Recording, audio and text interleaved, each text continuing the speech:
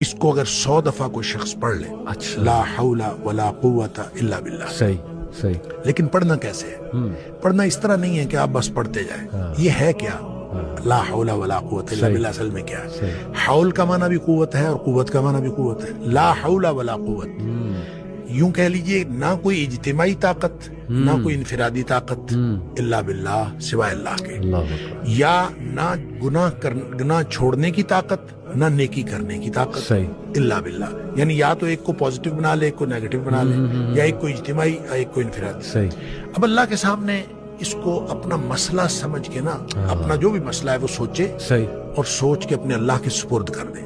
या अल्लाह, मेरी तो कोई ताकत नहीं, ना इनफिरादी ना इज्तिमाई, इल्ला बिल्लाह। हाँ, तू अता फरमाए ताकत तो हो सकती है।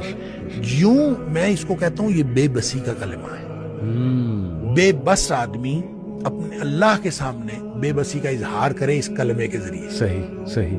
तो फिर ये नबी पाक सल्लल्लाहु अलैहि वसल्लम ने फरमाया, जिस शख्स ने कहा था ना मुझे वसवसे आते हैं, जी, आपने फरमाया ला हौल वला कुव्वता इल्ला बिल्लाह पढ़ा कर, तेरे वसवसे भी खत्म हो जाएंगे और इसके अलावा अल्लाह ताला तेरे 100 मसले हल कर देगा। वाह वाह।